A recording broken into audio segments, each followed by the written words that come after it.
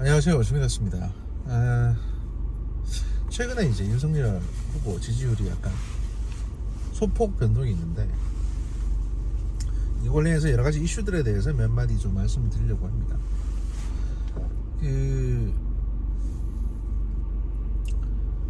지지율 부분은 이제 여론조사 기관이 워낙 영향을 많이 받고 있으니까 민주당에 이제 크게 신경을 안 주셔도 됩니다. 지지율 문제는 크게 신경 안 주셔도 될 것 같고요. 예를 들면 이제 윤석열에 빠진 만큼 그대로 이재명 쪽에 붙어서 확 올라간다면 신경을 써야 되는데 그런 건 아니거든요. 안 대표 쪽으로, 안철수 대표 쪽으로 가고 있고, 대신 이제 두 분 사이에 어느 정도 여러 다방면에서 대화가 되는 부분이 있기 때문에, 안 대표랑 윤 대표랑 윤 후보랑, 그래서 이제 결국에는 선거 자체는 무난하게 윤 후보가 이제 승리할 걸로 판단이 됩니다.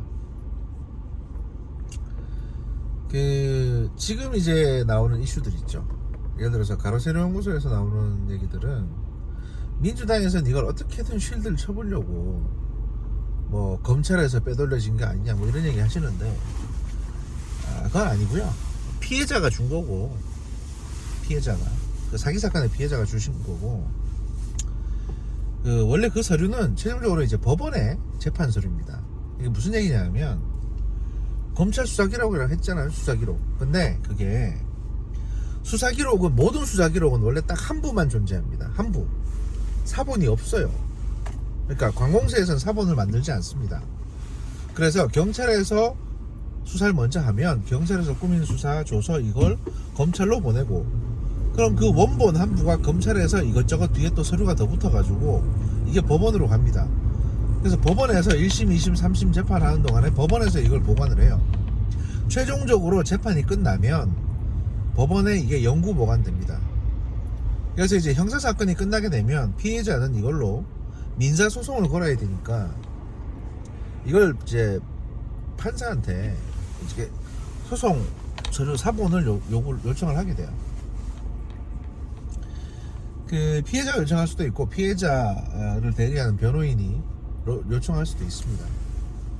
그래서 이제 변호사들이 다 이제 카피를 해서 모아뒀던 것이고, 이 사기 사건의 피해자의 변호사들, 그분 중에 한 분이 아마 가로세로 연구소에 이걸 제보한 것으로 그렇게 알려지고 있습니다.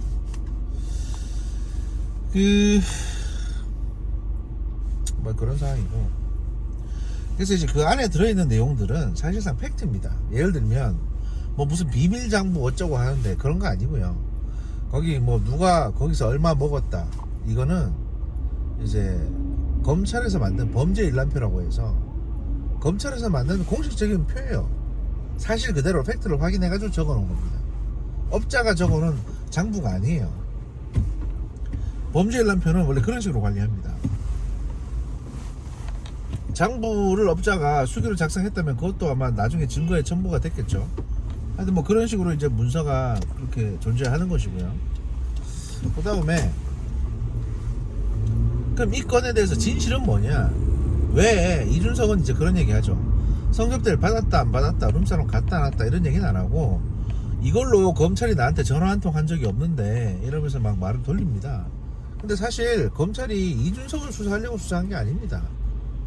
그 안에는 엄청나게 많은 인물들이 들었어요. 송영길이나 그 기동민이나 이런 민주당에 엄청난 거물들이 많이 들어있는데, 그러면 검찰은 이걸 왜 수사를 안 했냐? 추가적으로 일단 두 가지 이유가 있습니다. 첫 번째, 이 사건은 주모씨, 장모씨라는 피해자가 존재하고 사기 사건의 피해자가 존재합니다. 각각 한 10억씩 뜯겼다는 거고, 이 사람들이 누굴 고발했냐면 김성진이라고 그 까만 뿔테 안경 쓴 동그란 뚱보 있죠. 아이카이스트 사장, 얘를 고소한 거예요. 얘를 고소했는데 피해 내역이 뭐냐? 이 아이카이스트 사장이 정치권에 로비하는데 이준석한테 떡 사주라고 그랬다, 밥 사주라고 그랬다, 이 내용들이 이제 다 들어있었던 겁니다. 그 돈이 어떤 명목으로 쓰여졌는지를 표시한 것 뿐입니다. 대신 내용 확인은 됐죠. 왜냐면 피해 내용을 확인해야 되니까. 그러니까 검찰 입장에서는 이거를 별건으로 수사를 할 수가 없어요, 사실상. 물론 하려면 할 수는 있는데, 왜냐면 사건 인지를 냈으니까. 근데 그 이준석, 그 다음에 송영길 이런 사람들이 워낙 거물인데다가 이 사건 자체가 수사가 언제 진행이 됐냐 하면 2016년에서 2017년 사이에 진행이 됐습니다. 그때가 언제입니까?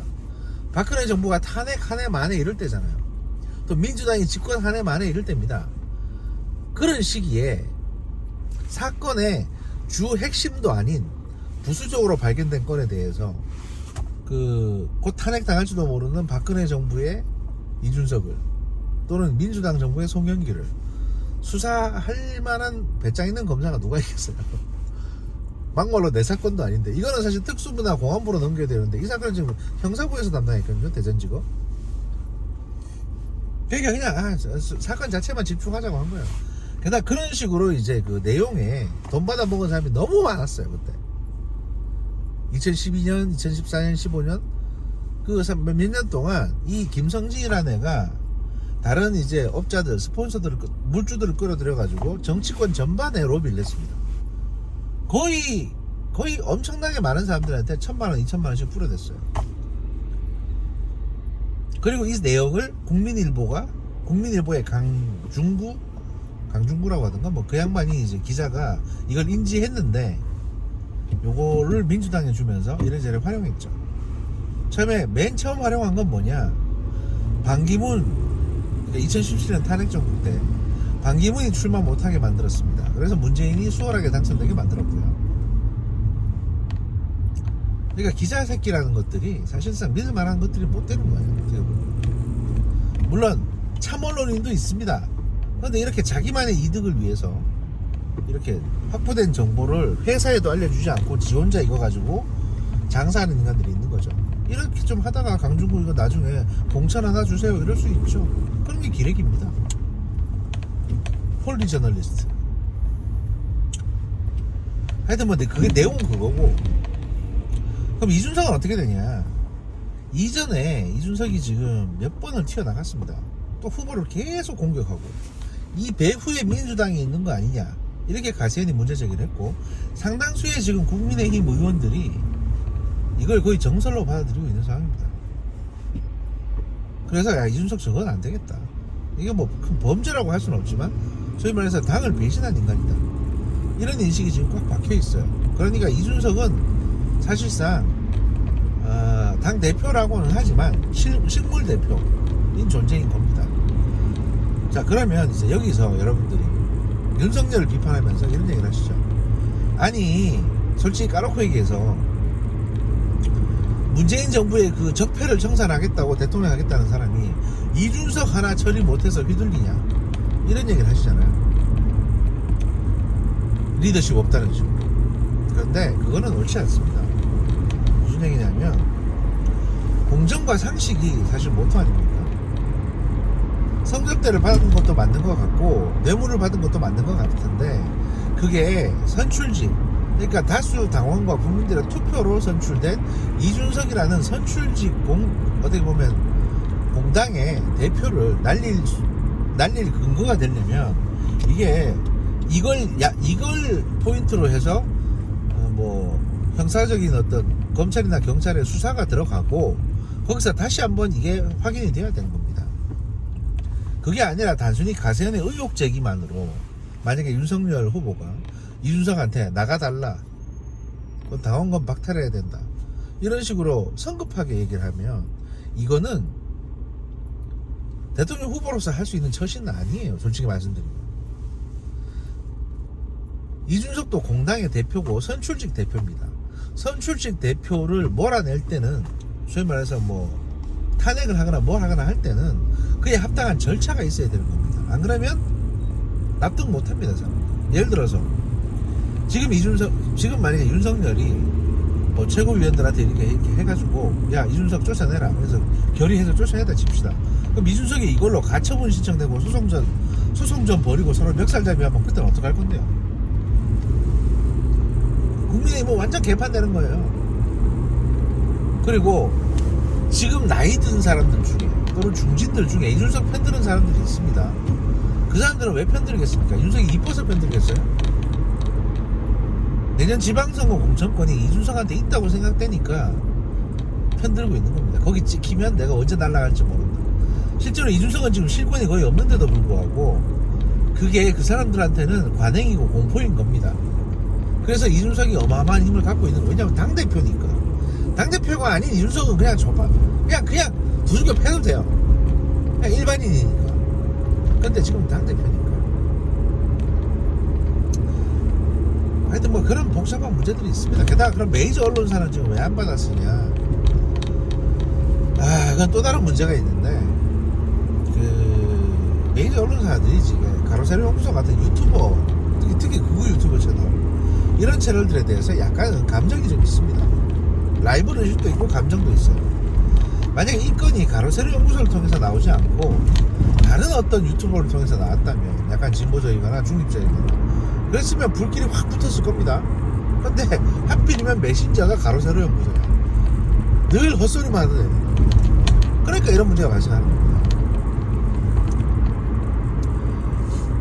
이준석은 쫓아내도 표가 떨어지고 가만히 있어도 그냥 안에 와 있어도 표가 떨어질 상황이니까 지금처럼 오도가도 못하게 그냥 내버려 두는 게 가장 좋습니다. 이준석 스스로 지가 못 견뎌서 사퇴하면 가장 땡큐고, 하지만 국민의힘 누구도 이준석과 같이 일하진 않을 겁니다. 선거에 대해서 같이 논의하지도 않을 거고 마치 없는 사람 취급할 겁니다. 2030의 수많은 세대 뭐 정치인들이나 지지자들도 거의 그런 생각이 아닐까 싶습니다. 이 문제는 하여튼 그렇게 정리가 될 거고요. 그 다음 또 하나 키워드가 신지혜 대표입니다. 신지혜 씨인데, 신지혜 씨 같은 경우는 어느 정도 이제 입장 정리가 됐습니다. 그 신지혜 씨를 영입했던 의원분이 한 분 계세요. 주도했던 그분이 지금 신지혜의 어떤 그 영입을 철회해 달라고 공식적으로 지도부에 요청을 한 상태입니다. 그 말은 그분이 신지혜한테 실망을 느껴서 그랬다는 게 아니라 일이 너무 커지고 복잡해지니까 신지혜가 스스로 자기의 거취를 결정을 한 것 같습니다. 근데 지가 그만두겠다고 하고 뛰어나와 버리면 마치 쫓겨난 것처럼 보이니까 그 패미분들이 가만히 있겠어요? 그래서 본인이 협의를 해서, 내가 보니까 본인이 스스로 그렇게 한 것 같아요. 그래서 이제 밑에서부터 건의가 올라가서 위에서 이렇게 그냥 그러면 그 위촉을 철회하는 걸로, 이렇게 해서 이제 정리하는 걸로, 이렇게 지금 입장 정리가 되고 있는 걸로 알고 있습니다. 그렇다면 아마 그 신지혜 씨 건도 해결될 겁니다. 그렇게 여러분들 상당히 더디게 보여도 내부적으로는 여러분들의 불만이나 문제제기 같은 거 다 이해하고 있고요. 그 다음에 이거 내부적으로 가장 좋은 모양새로 협의해서 처리하고 있습니다. 그러니까 좀 애정을 가지고 상황을 봐주셨으면 좋겠다, 이런 말씀 드립니다. 연말 잘 보내시고요. 또 찾아뵙겠습니다. 감사합니다.